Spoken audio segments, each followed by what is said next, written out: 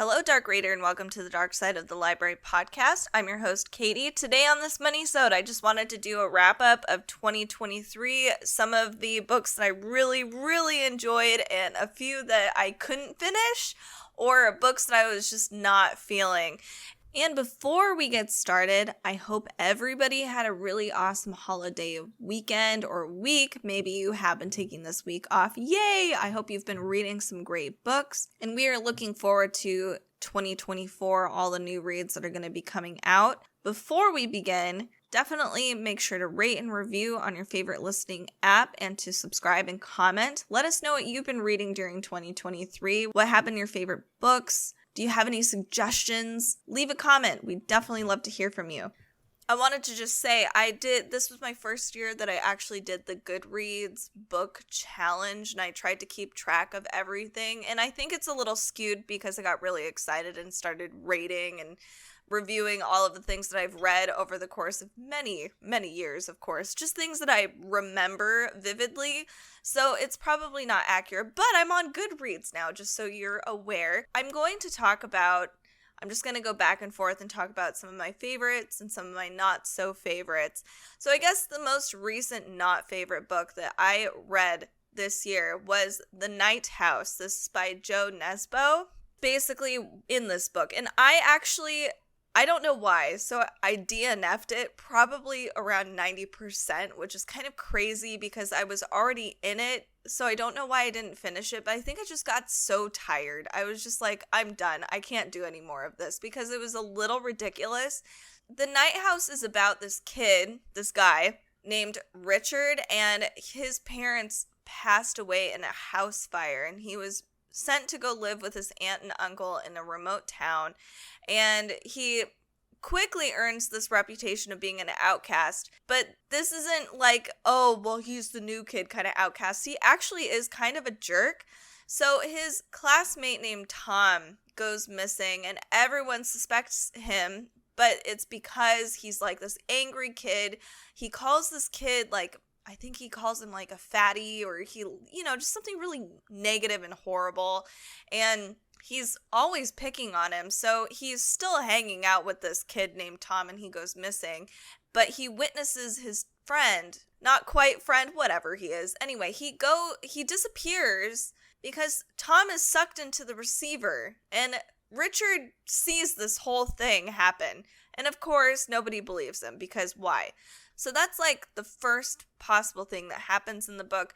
And then it kind of devolves. He's sent to juvenile detention for, obvious reasons, because people suspect that he was the one that killed Tom, pushed him into this river that's in town.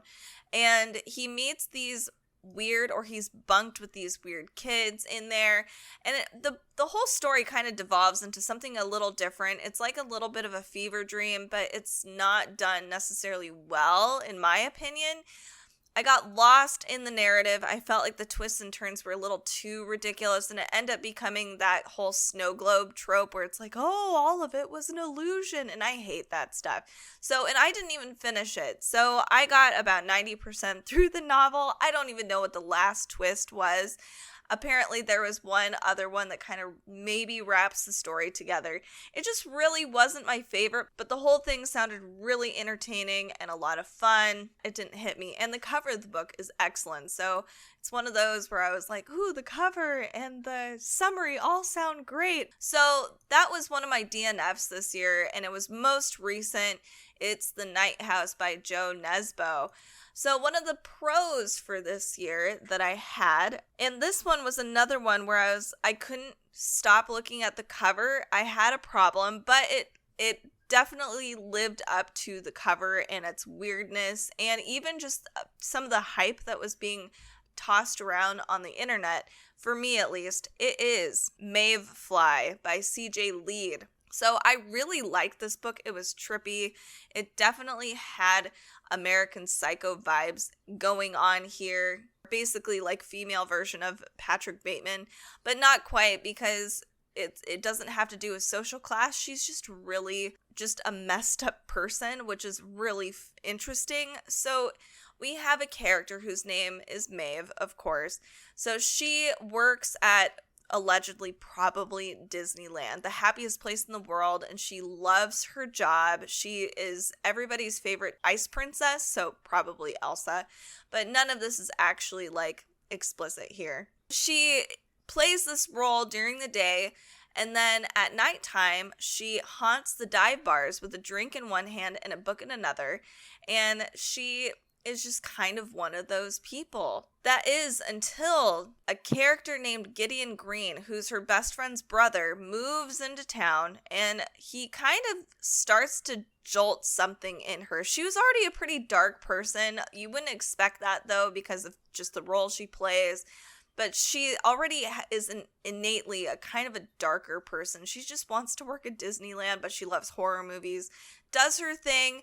But Gideon Green awakens something even darker inside of her, and then she becomes more and more untethered. She tries on this new persona that's bold, confident, and bloody, and definitely similar to Patrick Bateman in how he approaches people and pain, and like he just looks down on others a little bit. But Maeve is just a little more chaotic and crazy, which is kind of fun. And this whole story just, I don't know, it lives with me in a weird place. It's very visceral. It is really disturbing and freaky. And sometimes I have to be honest, it was a little hysterical. Like there were plenty of moments where I laughed, but it is pretty dark in my opinion. And I thoroughly enjoyed it. If you're looking for a psycho thriller, this one I do recommend. The character is not necessarily one you might like, but she might be a little relatable in some of the things that she goes through and her friends and just her life. It is really interesting. So that was one of my pros of this year, was Maeve Fly by CJ Lead. So way back, and this book hit me so hard in not the best way possible. I had to DNF it, but I think this one, it was my fault, really, because I had such a high expectation, and I really don't know why. So the book that I'm talking about is VAMPS Fresh Blood by Nicole Arend. So I started this one. I think I read this in January last year, so a pretty long time ago, and it was kind of hysterical. It is a YA book. So this book was not my cup of tea. It's basically like if you wanted to do Harry Potter, or maybe even try to do the Atlas 6 in a very just really goofy way, but with vampires. So you've got a school, dark academia, and everybody's a kind of a vampire, and they all have like a certain bloodline that they all have from all around the world, I guess. And just the introduction to each vampire, each student that is going to this VAMPS school. Yes, it is actually called VAMPS, an academy for the children of the most wealthy and powerful vampire families. Anyway, just the introduction is so ridiculous that I was face palming the whole time, like fast cars driving through the Swiss Alps and helicopters and just all this ridiculous stuff. It was like Tropic Thunder level of silly, in my opinion. So I don't know why I approached this with a more serious lens, and I have to say this is probably my fault and why I gave it such a low rating. But if you are looking for a more vampire dark academia book, but really in a less serious lens, this is exactly what it is, like teen drama with just vampires. They just happen to be vampires, and they're going to a vampire school, and they're all elitist vampires too, which makes it even more ridiculous. Check this one out too. I haven't heard much about the next book that's supposed to be coming to fruition, but this one is called VAMPS Fresh Blood. This is by Nicole Arend. So speaking of the Atlas 6, Olivia Blake released a book called Masters of Death this year that I read. I have read Atlas 6, and I read the sequel to Atlas 6, which really wasn't as great as Atlas 6 in my opinion. But Masters of Death was kind of a cool break between the Atlas 6 world, and we're placed into a different realm. When I initially read Masters of Death, I think it didn't hit me as much, but this book has stuck with me for the remainder of the year. So what the story is about is we have Viola, who's a vampire and a real estate agent. Right now, she's trying to sell a house that's actually haunted by this ghost who was murdered, and they have to solve this mystery of how he died, because he's just like, nah, I'm not going to move on from this place. This is my house. So they decide to hire Fox Demora, who's a medium, and he is probably a fraud. He isn't entirely useless, even though that might be the case with his mediumship. Rather, he's the godson of death. So he has some connections to the other world, as we might say. There's a whole bunch of other characters that are introduced in this story. We have some archangels. We have, of course, our ghost. There's a demon who hangs out with Viola and a whole bunch of other people. And truly, this is a gothic story about a romance, and it's about mortality and the benefits of being a mortal versus somebody who is immortal. It's a beautifully done story with really relatable characters. Actually, it's a little sad, but it's endearing at the same time, and I think it's really thought-provoking. I highly recommend checking out Masters of Death because it is a solo novel. If you like Olivia Blake's just writing style, which is quite beautiful in my opinion, I would recommend Masters of Death because it's just a little different than the Atlas 6 series, but it still has a lot of that beautiful prose that she uses. So one of the other books that just did not hit me that a lot of people really, really loved was Tender is the Flesh. This is by Agostina Bastarrica. I had a lot of hopes for this book, and I think this one really fell flat for me. I remember we hyper-analyzed The Jungle when I was in school, and Upton Sinclair just does a really brilliant job showcasing a lot of the issues on how we treat not only the animals, but humans as well, and how it actually changed our legislature. That book was so provocative during the time, and it was just a very good, just generally novel, and it utilized a lot of those really disgusting, horrible moments, like slaughtering animals, and it had purpose. And it just wasn't there necessarily to shock and awe you, which, I mean, it does, but it's not just there to be gross. I feel like Agostina, this is definitely just very blatantly vegan propaganda, if anything, but it also is just incredibly hyperbolic and really doesn't give any justice to the goodness of humanity. It just really shows that we would really truly go so far as to consume each other, which I think is, you would really have to push for that.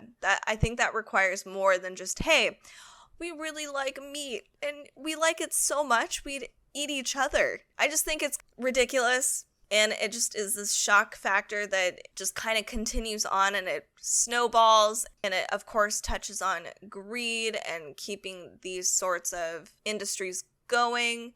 And who does that benefit and why? Like, it does go through that a little bit, but it doesn't paint that picture in a way where I feel like I want to do something about it or change how I view certain things.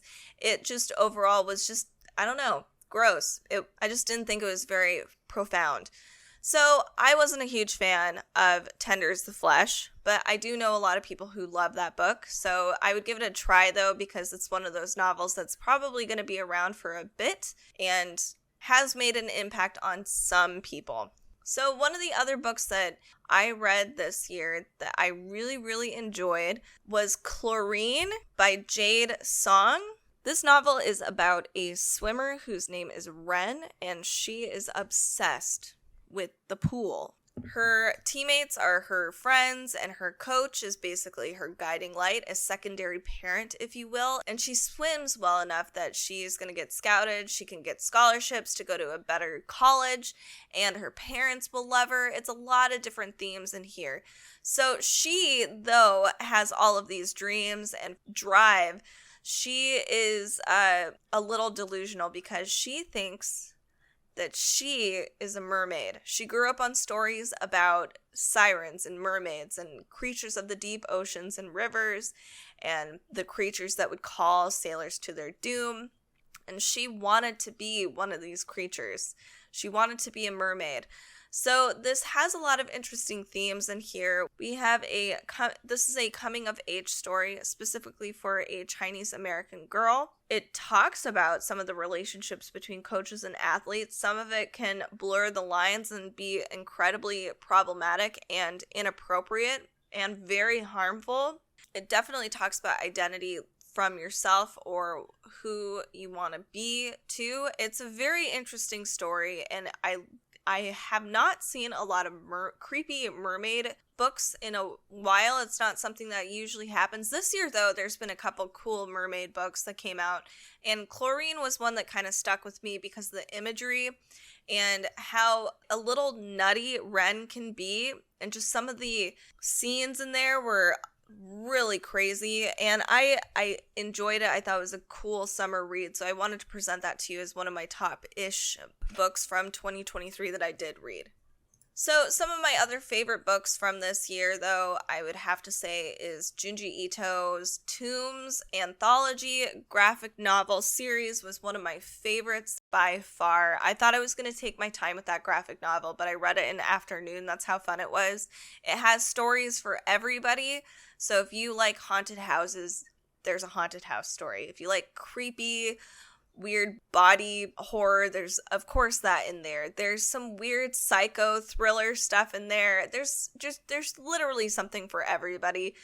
And of course, some of it's gross, some of it's really sinister, some of it's kind of hysterical. So it's just a really cool graphic novel if you want to get into manga or you're trying to add onto your Junji Ito collection that you might have. I do recommend Tombs. It's got a lot of cool stuff. And some of the stories in Tombs is presented in the Netflix Junji Ito series that they have.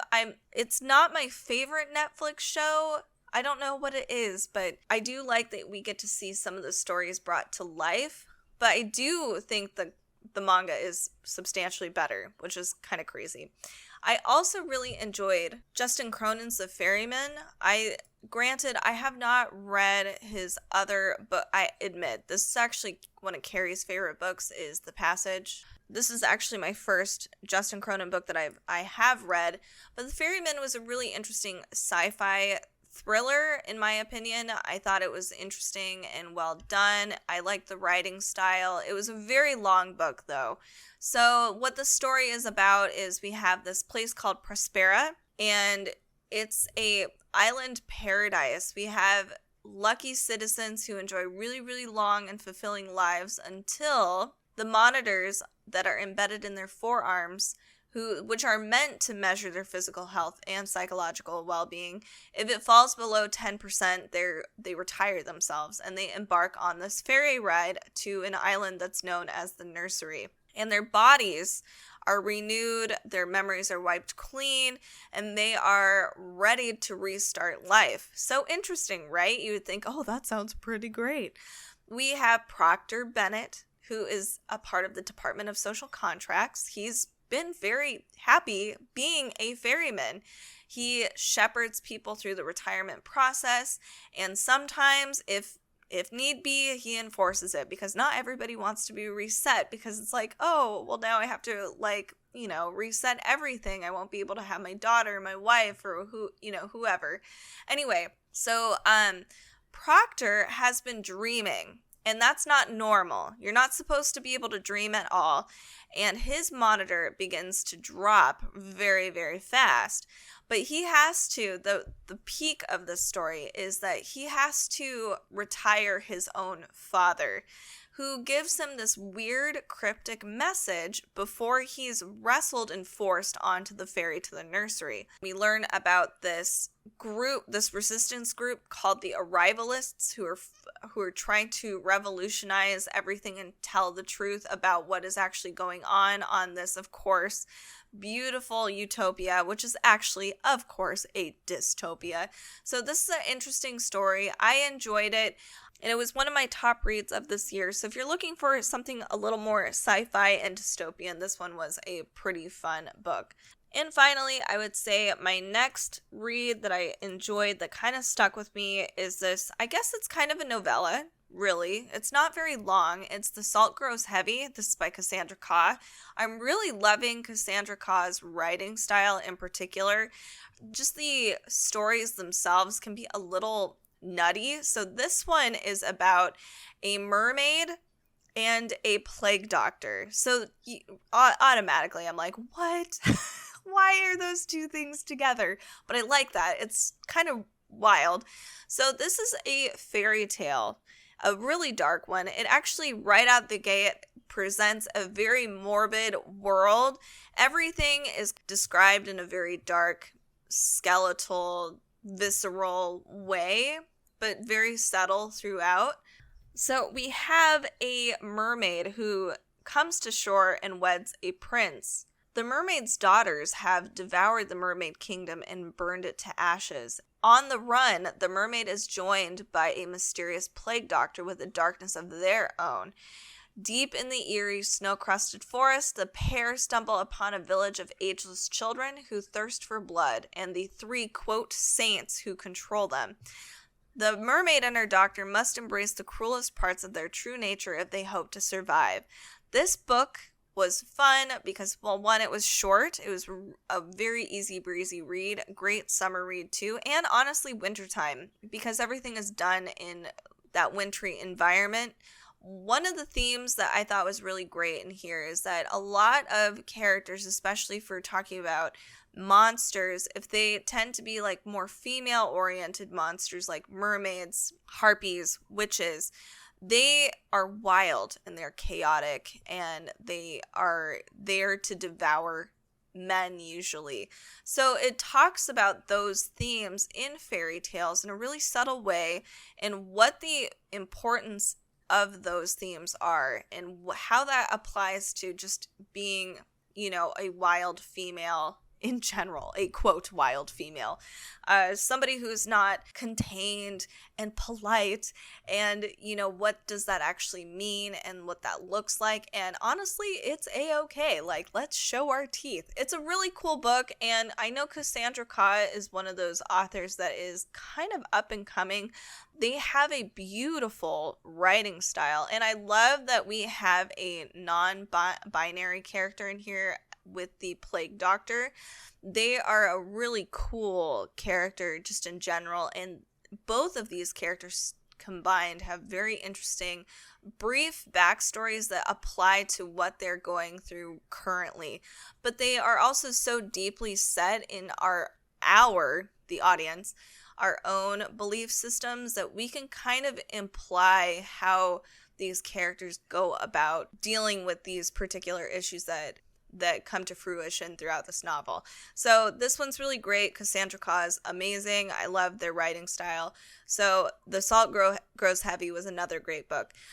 2023 had quite a few great novels, but I have to be honest, it had a lot of misses for me as well. So I'm hoping that 2024 is a little different, and I'm actually going to set some time to read some classics like The Portrait of Dorian Gray. I read, and I technically know this isn't a classic, it's like more of a contemporary classic, is Gone Girl. You know, there's just a ton of other books out there that I haven't had the chance to read, so I'd like to read some classic novels, Dracula, Frankenstein, and then compare them a little bit to some of the other novels we've got going on right now. Let me know what your favorite novels of 2023 have been. What have been some of your misses? Because I know I'm not alone here. There's a ton of books out there, and I know it's hard to read them all. My TBR it's insanely big, so I'd love to hear from you as well. Thank you so much for sticking around throughout this year. I hope that you have enjoyed Dark Side of the Library. Make sure to rate and review on your favorite listening app and to like and subscribe here on YouTube as well. It really, really helps us out and it helps continue this podcast. Definitely check out our Amazon shop if you are looking for some books And check out our show notes. They do have affiliate links, just so you're aware. And we do get paid a tiny commission off of those affiliate links. We appreciate you so much for listening. Make sure to comment. Let us know what you've been reading this year. And I hope everybody has a really safe and amazing new year. Thank you so much. We'll see you in 2024.